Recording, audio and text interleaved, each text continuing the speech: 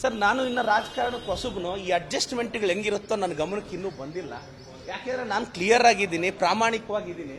ಪ್ರತಿದಿನ ಬೆಳಗ್ಗೆ ನನ್ನ ಮನೆ ಬಾಗಿಲು ತೆಗೆಯುವಾಗ, ನಾನು ಇಷ್ಟು ಅಗ್ರೆಸಿವ್ ಆಗಿದ್ದಾಗ IT ಹಿಡಿಯೋನ್ ಮನೆ ಮುಂದೆ ಬಂದು ನಿಂತ್ಕೊಂಡ್ರು ಐ ಡೋಂಟ್ ಕೇರ್ ಅನ್ನೋ ಅಸಂಪ್ಷನಲ್ಲೇ ನಾನು ಮನೆ ಬಾಗಿಲು ತೆಗಿತೀನಿ. Because I am very clear.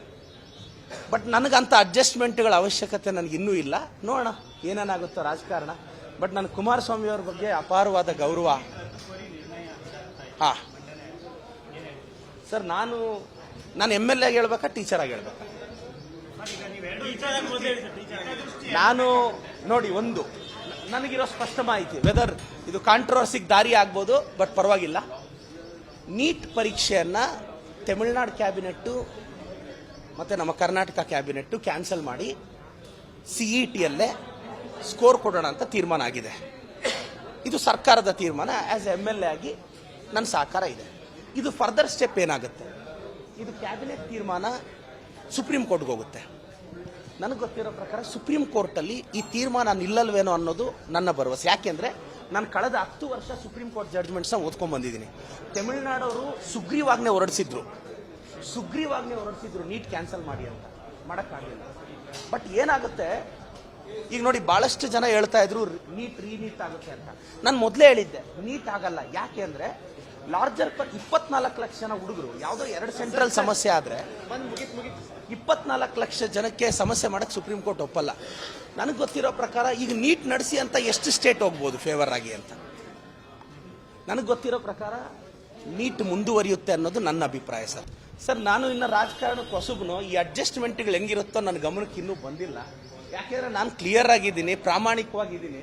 ಪ್ರತಿದಿನ ಬೆಳಗ್ಗೆ ನನ್ನ ಮನೆ ಬಾಗಿಲು ತೆಗೆಯುವಾಗ, ನಾನು ಇಷ್ಟು ಅಗ್ರೆಸಿವ್ ಆಗಿದ್ದಾಗ IT ಹಿಡಿಯೋನ್ ಮನೆ ಮುಂದೆ ಬಂದು ನಿಂತ್ಕೊಂಡ್ರು ಐ ಡೋಂಟ್ ಕೇರ್ ಅನ್ನೋ ಅಸಂಪ್ಷನಲ್ಲೇ ನಾನು ಮನೆ ಬಾಗಿಲು ತೆಗಿತೀನಿ. Because I am very clear. But ನನಗಂಥ ಅಡ್ಜಸ್ಟ್ಮೆಂಟ್ಗಳ ಅವಶ್ಯಕತೆ ನನಗೆ ಇನ್ನೂ ಇಲ್ಲ. ನೋಡೋಣ ಏನೇನಾಗುತ್ತೋ ರಾಜಕಾರಣ. ಬಟ್ ನನ್ನ ಕುಮಾರಸ್ವಾಮಿ ಅವ್ರ ಬಗ್ಗೆ ಅಪಾರವಾದ ಗೌರವ. ಹಾಂ ಸರ್, ನಾನು MLA ಆಗಿ ಹೇಳ್ಬೇಕಾ, ಟೀಚರ್ ಆಗಿ ಹೇಳ್ಬೇಕಾ? ನಾನು ನೋಡಿ, ಒಂದು ನನಗಿರೋ ಸ್ಪಷ್ಟ ಮಾಹಿತಿ, ವೆದರ್ ಇದು ಕಾಂಟ್ರವರ್ಸಿಗೆ ದಾರಿ ಆಗ್ಬೋದು, ಬಟ್ ಪರವಾಗಿಲ್ಲ. ನೀಟ್ ಪರೀಕ್ಷೆಯನ್ನು ತಮಿಳುನಾಡು ಕ್ಯಾಬಿನೆಟ್ಟು ಮತ್ತು ನಮ್ಮ ಕರ್ನಾಟಕ ಕ್ಯಾಬಿನೆಟ್ಟು ಕ್ಯಾನ್ಸಲ್ ಮಾಡಿ CETಯಲ್ಲೇ ಸ್ಕೋರ್ ಕೊಡೋಣ ಅಂತ ತೀರ್ಮಾನ ಆಗಿದೆ. ಇದು ಸರ್ಕಾರದ ತೀರ್ಮಾನ. ಆ್ಯಸ್ MLA ಆಗಿ ನನ್ನ ಸಹಕಾರ ಇದೆ. ಇದು ಫರ್ದರ್ ಸ್ಟೆಪ್ ಏನಾಗುತ್ತೆ, ಇದು ಕ್ಯಾಬಿನೆಟ್ ತೀರ್ಮಾನ ಸುಪ್ರೀಂ ಕೋರ್ಟ್ಗೆ ಹೋಗುತ್ತೆ. ನನಗೆ ಗೊತ್ತಿರೋ ಪ್ರಕಾರ ಸುಪ್ರೀಂ ಕೋರ್ಟಲ್ಲಿ ಈ ತೀರ್ಮಾನ ನಿಲ್ಲಲ್ವೇನೋ ಅನ್ನೋದು ನನ್ನ ಭರವಸೆ. ಯಾಕೆಂದರೆ ನಾನು ಕಳೆದ 10 ವರ್ಷ ಸುಪ್ರೀಂ ಕೋರ್ಟ್ ಜಡ್ಜ್ಮೆಂಟ್ಸ್ನ ಓದ್ಕೊಂಡು ಬಂದಿದ್ದೀನಿ. ತಮಿಳುನಾಡವರು ಸುಗ್ರೀವಾಜ್ಞೆ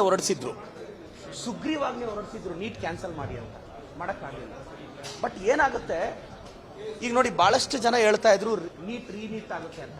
ನಾನು ಮೊದಲೇ ಹೇಳಿದ್ದೆ, ನೀಟ್ ಆಗಲ್ಲ. ಯಾಕೆ ಅಂದರೆ ಲಾರ್ಜರ್ 24 ಲಕ್ಷ ಜನ ಹುಡುಗರು, ಯಾವುದೋ 2 ಸೆಂಟ್ರಲ್ ಸಮಸ್ಯೆ ಆದರೆ 24 ಲಕ್ಷ ಜನಕ್ಕೆ ಸಮಸ್ಯೆ ಮಾಡೋಕ್ಕೆ ಸುಪ್ರೀಂ ಕೋರ್ಟ್ ಒಪ್ಪಲ್ಲ. ನನಗೆ ಗೊತ್ತಿರೋ ಪ್ರಕಾರ ಈಗ ನೀಟ್ ನಡೆಸಿ ಅಂತ ಎಷ್ಟು ಸ್ಟೇಟ್ ಹೋಗ್ಬೋದು ಫೇವರ್ ಆಗಿ ಅಂತ.